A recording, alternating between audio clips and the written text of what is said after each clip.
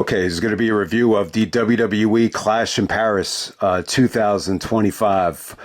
This is the return to France. And once again, the fans did a lot of singing, a lot of chanting. The biggest difference between this show and last year's show from Backlash in France, I just felt like there was a lot of moments during the show where they lost the crowd in terms of getting them to react to the wrestling.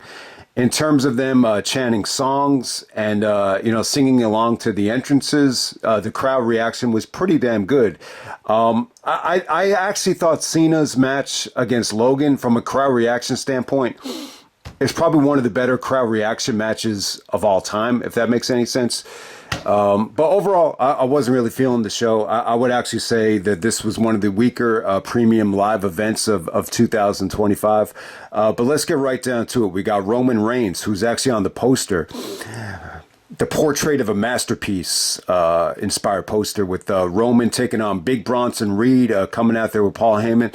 I mean, look, the fans were really into Roman. There was more Roman Reigns chants than you could imagine, which, I definitely got sick of, during the match. But in terms of Bronson Reed here, I mean, it's 22 minutes of a Bronson Reed match against Roman. I think Roman looks phenomenal. I definitely think he's in prime shape. He's in the best shape of his career. I definitely think Roman looked good. I mean, there's a lot to like about the match. There's actually some really good transitions here.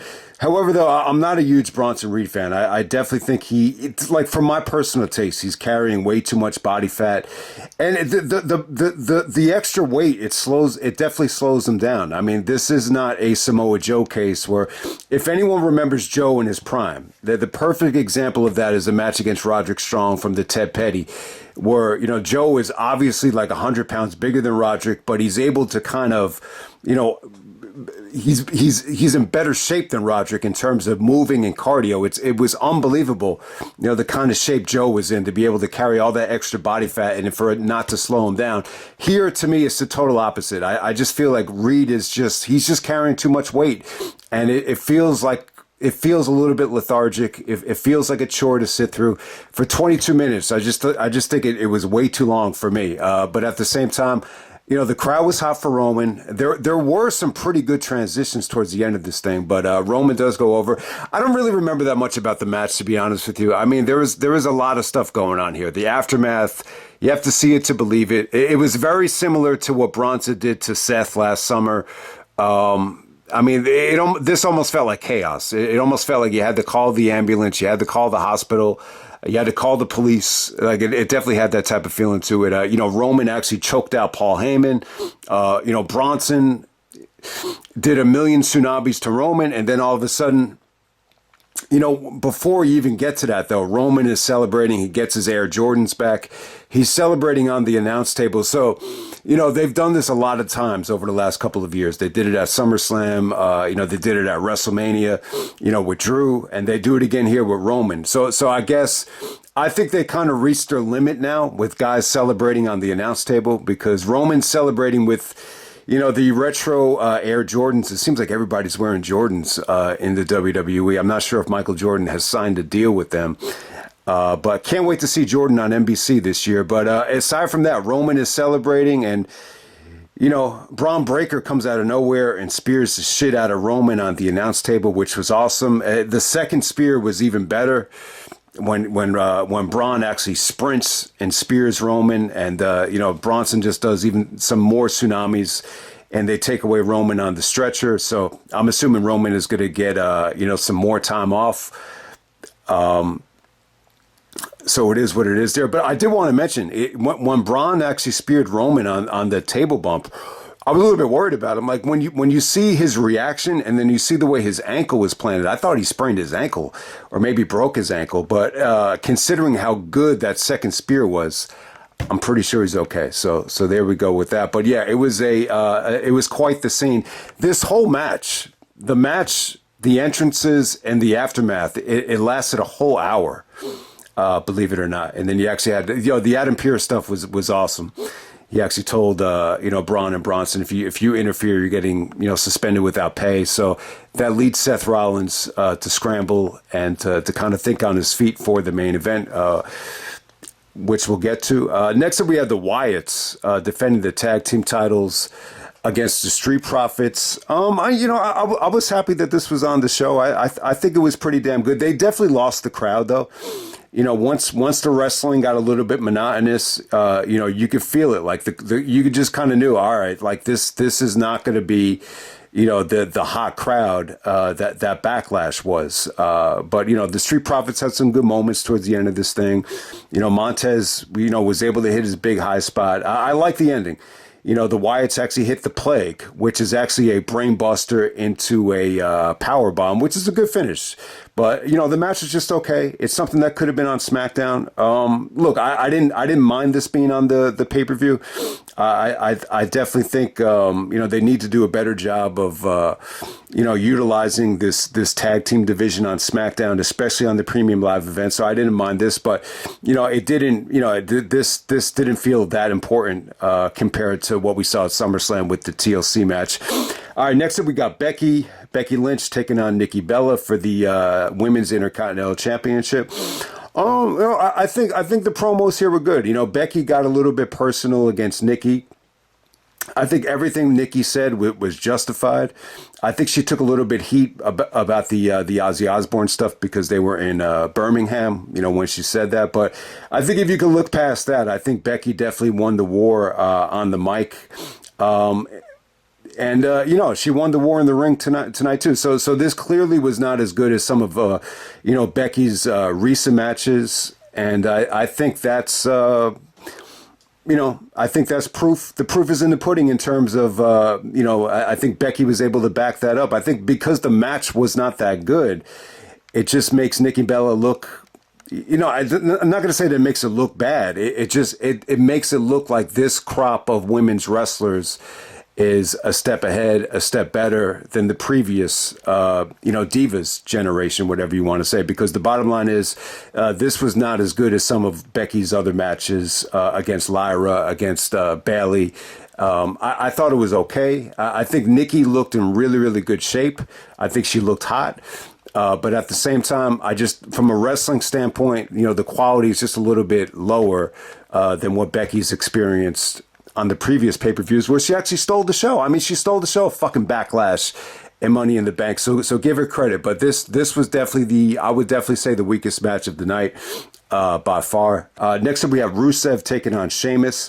This is the good old-fashioned Donny Brook match. This is, I believe this is Rusev's first pay-per-view since TLC 2019, which was, I don't remember the exact match, but that was during the time when Rusev came back to get his revenge on Bobby Lashley for sleeping with his wife, Lana, if anyone remembers that. But I've enjoyed the Rusev and Sheamus matches.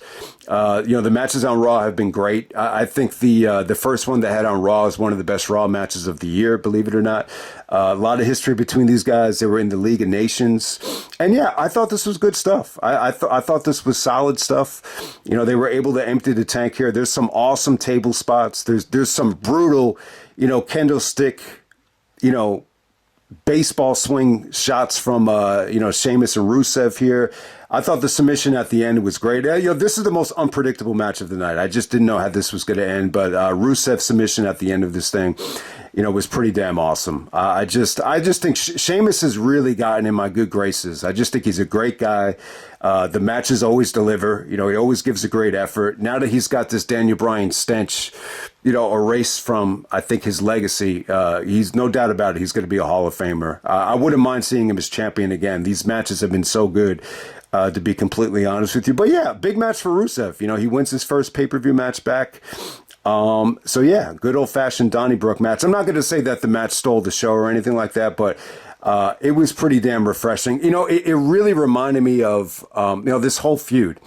It kind of reminds me of Cody and Malachi Black from AEW, where it just kind of feels like it's separated from all the other storylines, if that makes any sense. I don't know if anyone else feels the same way, but we're going to move on to John Cena and Logan Paul. I got to say this. I think Cena was incredible on the mic in the matches with Logan. I think he really let Logan have it. He definitely outperformed Logan on the mic once again, and just kind of basically, I think the highlight of the whole feud is that you're not going to ruin wrestling. Wrestling is going to ruin you if you don't step up and deliver and take this shit serious. I got to say though about the match, in terms of the crowd reaction, I thought it was awesome. I think this probably should have went last because it was tough to follow. I think this is one of the best crowd reaction matches Cena has ever had. I got to say this, so I'm a little bit disappointed, though. I'm disappointed in Logan. I just don't think this is the type of match that is going to do a lot for him in terms of getting people to respect him. I see what Cena was going for here. Cena really, you could tell Cena had his fingerprints all. You got to give Cena credit. I mean, they worked their asses off, especially Cena. I feel like Cena kind of, borrowed a lot of ideas, from previous opponents, whether it's Dolph Ziggler, whether it's Cesaro, who actually Michael Cole actually shouted out during the match. And but yeah, I just don't think this really hit for me. I just think something was definitely missing, like from Logan Paul. So I'm a little bit more impressed with Cena than Logan here. But overall, I think the reaction was great for Cena. I mean, Cena was really treated like a god. With all the singing and, the crowd was definitely into this every step of the way. This is like the only match of the night where I just felt like they reacted to every single move. But yeah, I'm a little bit underwhelmed, with the execution here, especially from Logan.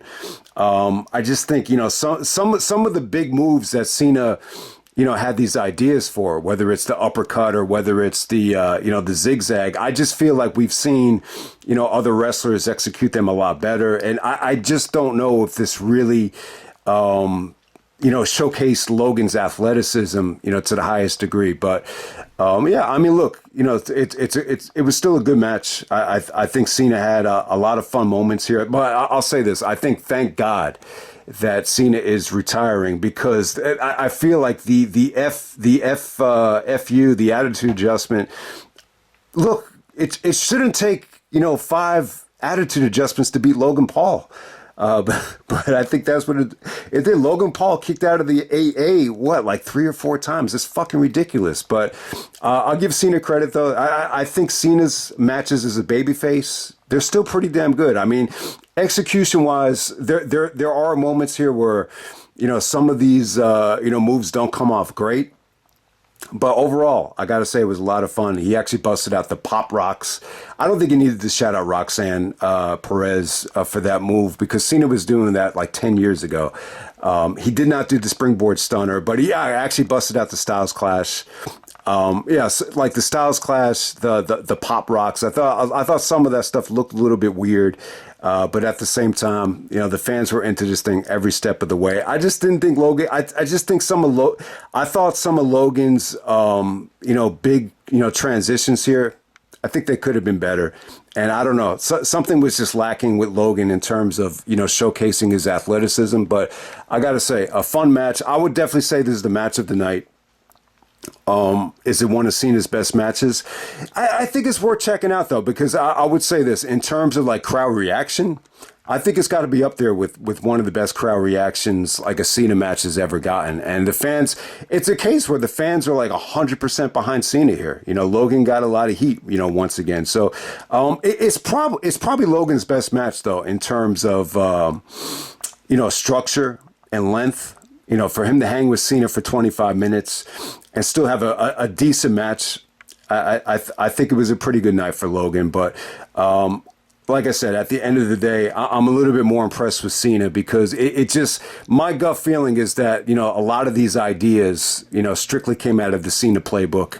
And I don't know. So I'm a little bit disappointed with Logan, in some ways. But we're going to move on to the main event. This is the Fatal 4-Way for the world title. We got Seth Rollins taking on CM Punk, Jey Uso, and LA Knight. Very disappointing match. I didn't think it was that good. I mean, what could you really say about this thing? You definitely got a nice surprise at the end, which I think was the right call. I don't remember if I said it or not, but I'm glad that they did it. I think this stable is lacking a lot in the personality department and just connecting with them. So the idea of Becky, being in this stable, if that's the direction that they're going, I think that's the right call. And yeah, maybe this opens the door for Punk to bring AJ back. I think it makes all the sense in the world. During the match, Seth is actually yelling at Punk and saying, I'm sick of you and I'm sick of your family. The only family I know that Punk has is AJ. I don't really know if there's, Punk has been very open about the nasty relationship with the father, and I don't think you've ever heard anything about Punk's mother. I don't think Punk has any brothers or sisters. I know he has friends like Colt Cabana and Ace Steel, and that one girl that he kept on bringing the Money in the Bank or whatever. I think that was a friend, not a girlfriend, but. Besides AJ, I think this is the only family Punk really has. So, look, I don't know if you want to connect the dots or not, but so there we go with that. This pretty much ends with Seth, beating Punk with the help of Becky. I think anything between Seth and Punk was definitely the most interesting stuff of the night. There was one. Sequence here where Punk hit multiple go to sleeps and they were kind of selling it like Punk was going to win the belt back. I didn't buy into that for a second. I mean, we've seen, guys win championships at Fatal 4-Ways. Triple H has won it at Backlash. AJ won it in a Fatal 5-Way at No Surrender, which I'll get to later in the month. So it has happened. But for the most part, a lot of Fatal 4-Ways feel like filler. And that's exactly what this felt like to me. I did not think this was the best mix of talent. Seth, Punk, Jey Uso, LA Knight. It felt very sports entertainment heavy. This felt more like sports entertainment than great pro wrestling. And I hate to say this, but for some reason, I'm just going to be honest. This is what crossed my mind during the match. I said, if this had main evented AEW pay-per-view, this would not have been acceptable. Like, the fans would have let them have it. And so it just kind of reminds me, I just think, in today's climate, it's a little bit easier to get over in WWE with the entrances and the marketing and the promotions and the singing and everything. So I think that's what really stood out here. This just felt like it was not that competitive for me. I thought LA Knight and Jey, LA Knight worked hard. He definitely worked hard. I think he could kind of, he kind of reminds me of DDP a little bit, where he's older, but, he definitely does work hard. But at the end of the day, he's too much of an entertainer for me. And the same thing with Jey Uso. Like, watching this match, it kind of made me glad that Jey's not champion anymore, even though, I was happy that he won the belt and everything. And, even some of the table bumps here, didn't come off great. LA Knight had a big crash and burn through the table, which is okay. Like, he definitely worked hard. Like, so you want to give him credit. Seth did some good trash talking during the match. I thought Seth's promo before the match started was good. It felt like he was actually, bothered by a lot of the criticism, that he's taken. And some guys have even asked me, like, how come Seth isn't getting, the type of heat that some of the other guys have gotten over the years? I just don't know. I just think it's a little bit easier, to avoid that type of, Cena heat, in today's climate. To be completely honest with you, I think that's the case. The ending wasn't bad. Seth curb stomped the shit out of LA and Jey just to keep them out of it. And, Punk kicked out of a curb stomp, kicked out of a pedigree. And, when Punk looked like he was going to win this thing with the consecutive go-to-sleeps, Becky comes out of nowhere, looking like Marina Shafir in a hoodie. It ends up being Becky. And, there's been a lot of clues over the last couple of months that, Becky has been shouting out Seth as her hot husband.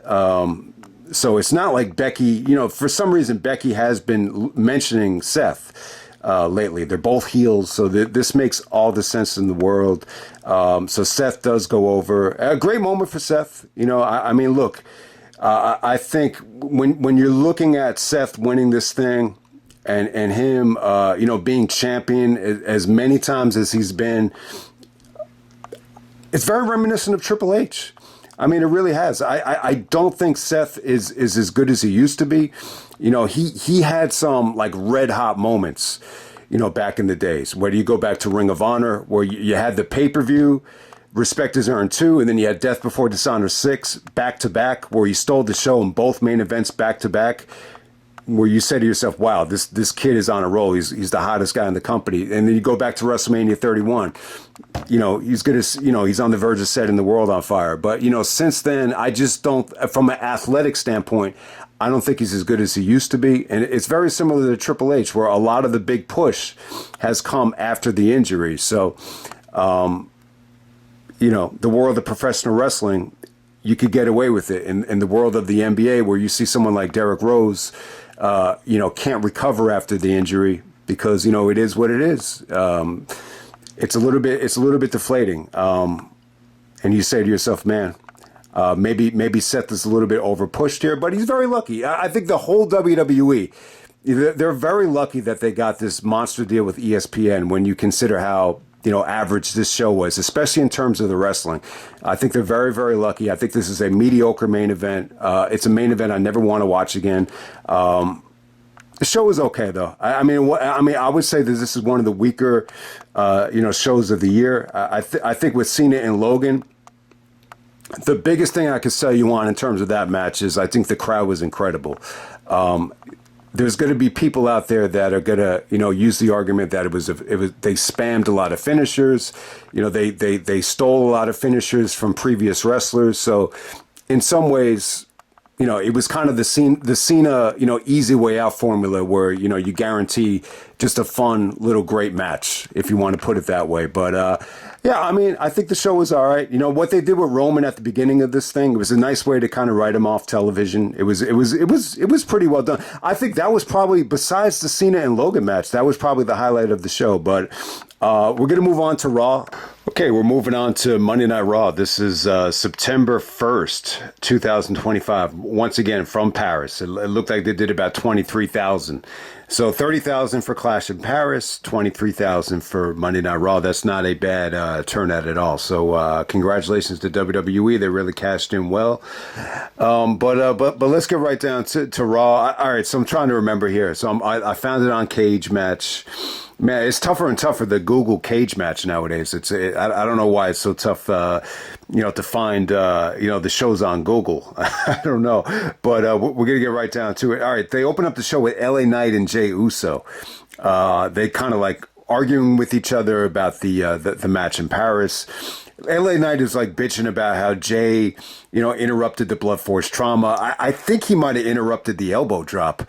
So when LA Knight crashed and burned, was Jey Uso's fault. Jey Uso was like all, taped up with his ribs because of the beatdown on Roman. He tried to make the save. I forgot about that. But then all of a sudden, Bron Breakker comes out, Bronson Reed comes out, and they're kind of bragging about taking out Roman. Roman's going to be on the shelf. He has the bad ribs.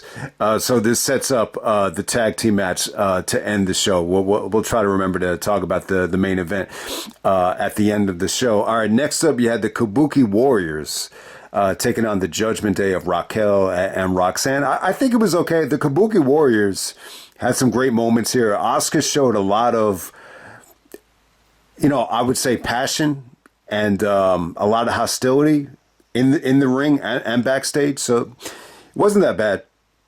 Pretty good stuff. And then next up you have Finn Balor actually taking on Dragon Lee. I wish this could have gotten more time because this was good. The crowd was hot. Dragon Lee had some good moments here. I thought the ending was beautiful. There was Dragon Lee actually hurricanrana JD McDonough onto the outside. That was pretty damn cool. AJ actually took the same bump later on in the night. But the ending was pretty good. Balor was actually tied up on the tree of woe, and then he bridges up and he's able to kind of, suplex or arm drag Dragon Lee off the turnbuckle. He's able to hit the coup de grace for the victory thanks to JD McDonough. Lots of potential. This could have been one of the best Raw matches of the year had it just gotten a little bit more time. Next up, you have Penta and the War Raiders taking on Grayson Waller and the New Day. There were some really rough moments here from the War Raiders. Penta actually wins this thing with the Mexican Destroyer. Don't have much to say about it. Probably the weakest match of the night. Next up, you got Dominik taking on AJ Styles. Yeah, the reaction that AJ got was phenomenal. no pun intended. I mean, they were chanting and giving him a lot of respect tonight. I don't know if the Styles Clash from the John Cena had anything to do with it, but yeah, AJ was definitely motivated tonight. He actually came off the bus with a Rambo First Blood Part 2 shirt. It actually made me want to buy that shirt. And him and Dominik had a pretty good match. I would actually say it was better than the SummerSlam match. I think AJ had a little bit more pep in his step. He was definitely motivated, to show off for the fans. He took that nasty Hurricane Rana from Dom. Dom had some good moments here. He really had some good, leg scissors and good moments with his feet. I think AJ looked good. I think he looks in great shape. He looks strong. I thought some of the phenomenal forearms, the transition into the Styles Clash where Dominik actually got his foot on the rope. It just kind of like landed on top of the rope. It was a good rope break. It was good stuff. I think the Styles Clash was a nice moment, especially after seeing Cena do it the night before. The sad part is I think the match is really good. It's probably the best match they had. I mean, it's probably the main reason I wanted to review Raw. But I don't think the ending was that good. You actually had El Grande Americana come out and actually just kind of headbutt AJ behind the referee's back. So Dominik Mysterio does go over with the frog splash. This version of the Americana, I believe it's actually Ludwig Kaiser. There's no way it's Chad Gable. You could just tell from his body type, it's the same dude that used to be Ludwig Kaiser. So it gives him something to do while Gunther is out. But yeah, I mean, I'm not a big fan of the ending there. I thought Dominik and AJ, I think the matches have been somewhat disappointing. For as good as this was, I think it's pretty much in the same realm as SummerSlam in terms of replay value. So there we go with that. Trying to think, it was all right. So the highlight of the show. So Punk is actually waiting for Rollins to get into the building. He actually tells Adam Pearce, and Pearce agrees with him. He's like, "There's no way Seth could get into the building, right? So he's got to come through here." Seth never shows up. Somehow, some way, he gets into the building. So Punk decides to go out to the ring. He calls out Seth Rollins. He seems to be, even though Becky's the one that attacked him the night before, he still really had nothing to say to Becky. So Becky actually comes into the ring with Seth Rollins' theme music and the entrance and everything. And I got to say this. So if you haven't seen this yet, I think the Punk and Becky segment was great. I think this is one of the best Raw segments of the year. This might be the best, heel female performance on the mic in ages. I don't know how far you have to go back. Maybe you got to go back to Stephanie McMahon.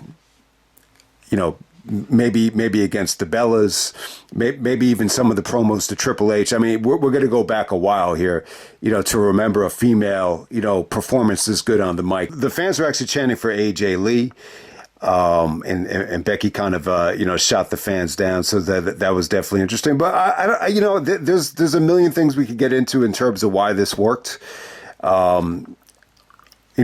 Becky was, bragging about how Seth is so much more hotter and more jacked up and a better wrestler. And Punk said, you're delusional.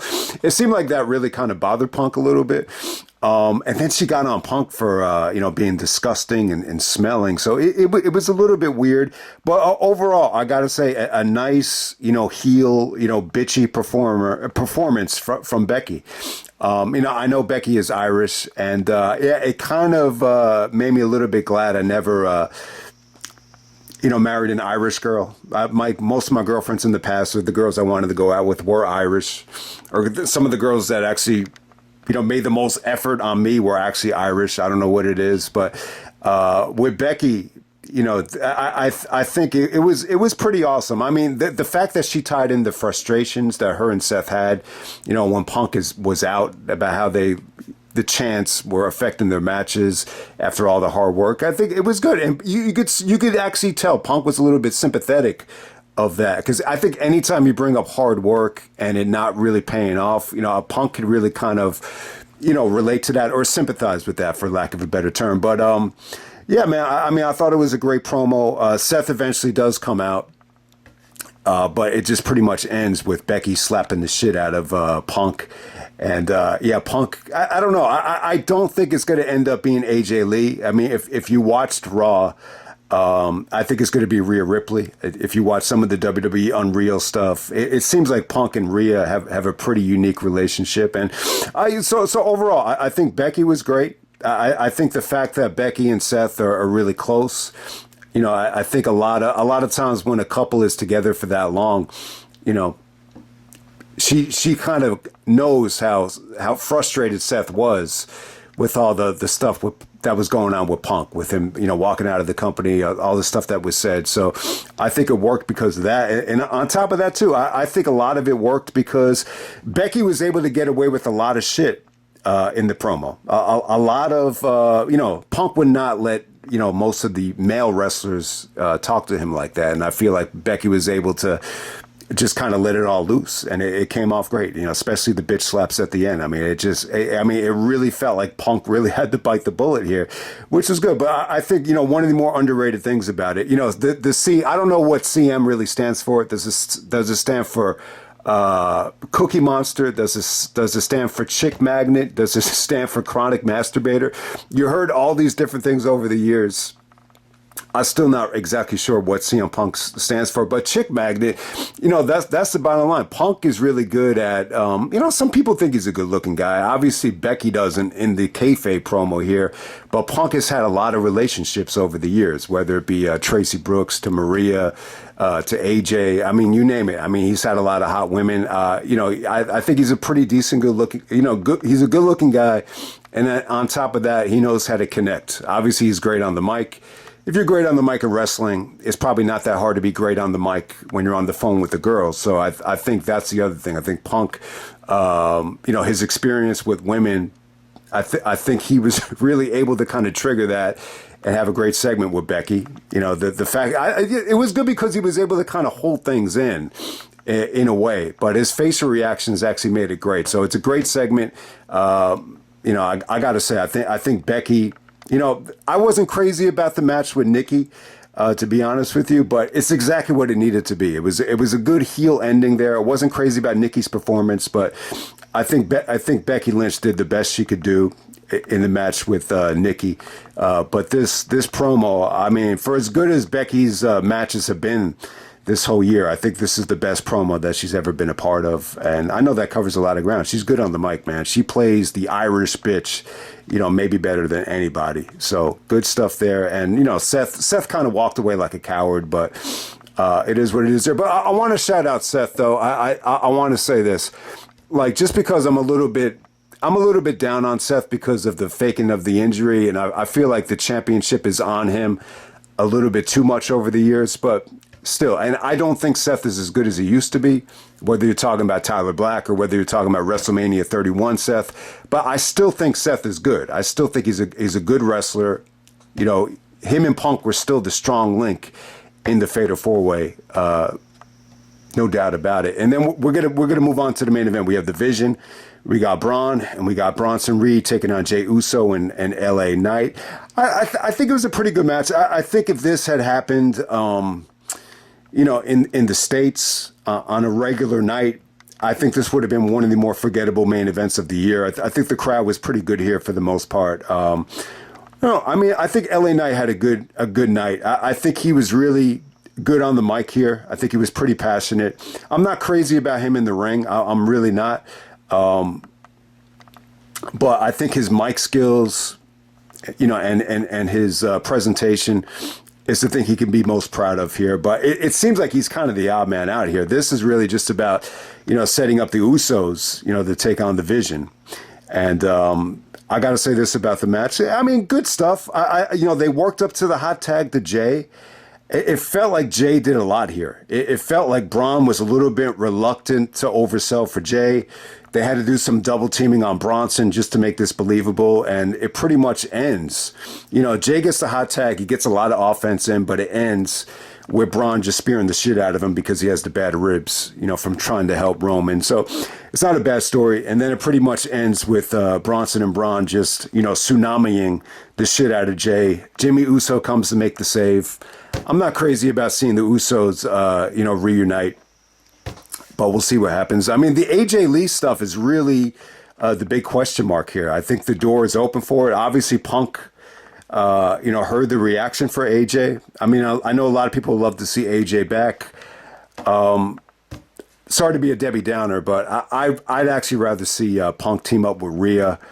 I just don't. I don't know. My gut feeling just tells me AJ doesn't really want to be a part of this comeback. But who knows? I mean, I could be wrong. But that's pretty much it, guys. Sorry if I sounded a little bit negative and down. I don't know. There's just a lot of, I don't know what it is.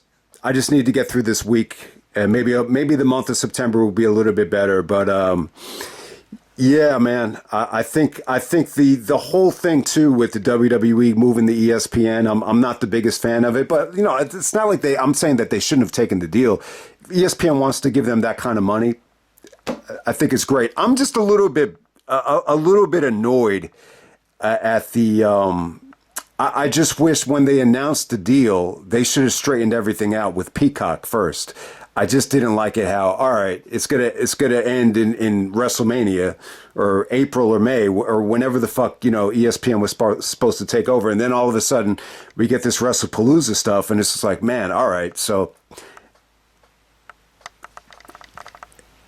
it's just a lot. So I'm really going to have to budget for it. I don't even know how we're going to afford this, but definitely going to figure it out. But I hope everybody enjoyed the weekend. I think it was an okay weekend for WWE. I think this is one of the better Raws that we've had recently. I think Raw has been I think this has been the toughest stretch for Raw, like a little bit after SummerSlam, especially with Seth being injured and trying to work through the injury, whatever the case may be. I think it's been a little bit rough, especially with LA Knight in the title picture. I'm not a fan of, LA Knight in the title picture, to be completely honest with you. But I got to say, Raw actually felt good. It actually felt like a premium live event to itself. So there we go with that. But yeah, definitely check out Clash in Paris. I think Rusev and Sheamus is worth checking out. I definitely think Cena and Logan. It's going to get some criticism no matter what. But say what you want about Cena. I thought he busted his ass, and I thought he did the best he could, to elevate Logan. So definitely check out those two matches. And yeah, I got to say, Punk and Becky. I think Punk and Becky might have stole the whole show from the whole weekend, to be honest with you. So I'll just end it right there.